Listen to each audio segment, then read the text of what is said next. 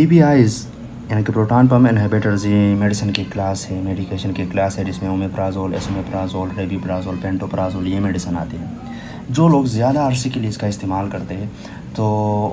اس کی وجہ سے ان کی نیوٹریشنل سٹیٹس متاثر ہوتی ہے، چونکہ اسٹمک ایسیڈیٹی ضروری ہے کچھ نیوٹرینٹس کے ایبزارپشن کے لیے. جو لوگ پی پی آئیز کا لانگ ٹرم استعمال کرتے ہیں تو ان کی چونکہ اسٹمک ایسیڈیٹی کم ہوتی ہے، اس کا مطلب یہ ہے کہ پی ایچ زیادہ ہوتی ہے، بیسیسٹی ہوتی ہے، تو اس وجہ سے ان نیوٹرینٹ کی ایبزارپشن صحیح طرح سے نہیں ہوتی. موسٹ کامنلی وائٹامن B12 اس میں مینشن ہے،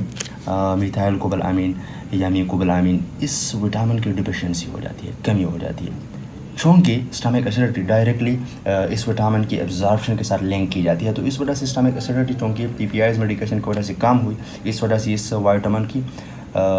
ڈیفیشنسی ہو جاتی ہے. ایون کچھ اسٹڈی میں یہ پایا گیا ہے کہ وائٹامن B12 کا جب پی پی آئیز کے ساتھ استعمال کیا گیا تو ان کی اسٹڈی کی جو ریزلٹس کنکلوڈ کی گئی تو اس میں یہ پایا گیا کہ سیرم کی وہ لیول اچیو نہیں ہوتی وائٹامن B12 کی جو ایک ایسے پیشنٹ میں اچیو ہو جاتی ہے جو کہ وائٹامن B12 کا استعمال نہیں کرتے. اس کا مطلب یہ ہے کہ ڈائریکٹلی وائٹامن B12 کی سپلیمنٹیشن کے ساتھ بھی اس کا انٹریکشن ہے اور اس کی لیول پہ اثر انداز ہوتی ہے. P P Is medication calcium level پہ بھی اثر انداز ہوتی ہے، کیلشیم کی لیول بھی اس کے ساتھ گر جاتی ہے، اور جب کیلشیم لیول گر جاتی ہے تو اس کی وجہ سے کیونکہ کیلشیم کا رول ہے بون فارمیشن میں، ہمارے بون کا زیادہ تر حصہ کیلشیم سے ہی بنا ہے، تو کیلشیم نہ ہونے کی وجہ سے بون فریکچر کا خدشہ زیادہ ہو جاتا ہے.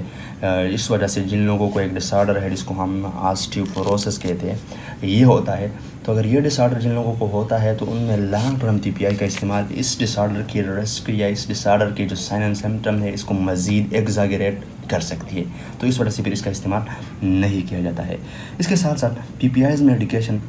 چونکہ کیلشیم کی لیول کو گراتی ہے، اس وجہ سے کیلشیم اور میگنیزیم ایک دوسرے کے ساتھ ایسے منرل ہے جو جن کی ایکٹیویٹی ایک دوسرے کے ساتھ انٹر لنکڈ ہے. تو جب کیلشیم کی کمی ہو جاتی ہے تو ایٹ دا سیم ٹائم اس کے ساتھ میگنیزیم کی بھی ڈیفیشنسی ہو جاتی ہے، ہائپو میگنیزیمیا ان کی وجہ سے ہوتا ہے.